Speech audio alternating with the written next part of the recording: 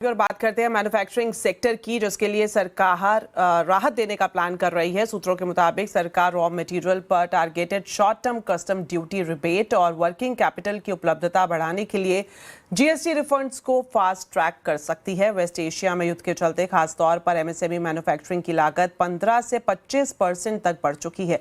Details ले लेते हैं आलोक प्रियदर्शी से। तो आलोक, आपसे जानना चाहेंगे कि मैन्युफैक्चरिंग सेक्टर की बात करें तो किस तरह से राहत देने की तैयारी सरकार की तरफ से की जा रही है?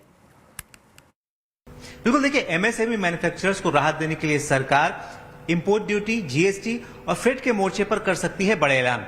सीएनबीसी आवाज को सूत्रों से जानकारी मिली है कि जो चुनिंदा रॉ मटेरियल हैं उन पर 2.5% से लेकर 5% तक के लिए टेम्पररी कटौती की जा सकती है। ये कटौती 3 महीने तक के लिए हो सकती है।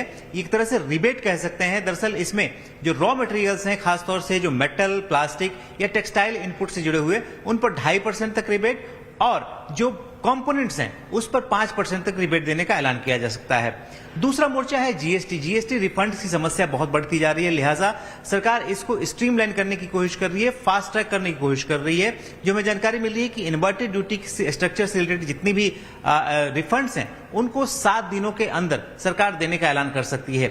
इससे खासतौर से जो एमएसएमई मैन्युफैक्चरर्स हैं उनका वर्किंग कैपिटल का जो बोझ है वो कम होगा, ये क्योंकि रिफंड नहीं मिलने की वजह से उनको वर्किंग कैपिटल की काफी ज्यादा दिक्कत फेस करनी पड़ती है। और तीसरा मोर्चा है फ्रेट। इसमें जो कंटेनर्स हैं, कंटेनर्स की जो चार्जेस हैं उसको सरकार रेशनलाइज कर सकती है, जिसको इनलैंड हॉलेज चार्जेस बोलते हैं। जो डोमेस्टिक यूज होता है उसको, उस कंटेनर्स के लिए जो अभी चार्जेस खासतौर से कंपनियों की तरफ से लगते हैं उनमें कहीं ना कहीं सरकार रिलीफ देने का ऐलान कर सकती है। तो ये कई सारे मोर्चे पर सरकार एक पैकेज बना रही है और इस पर वित्त मंत्रालय और वाणिज्य मंत्रालय लगातार चर्चा कर रहा है और इसका ऐलान जल्दी किया जा सकता है।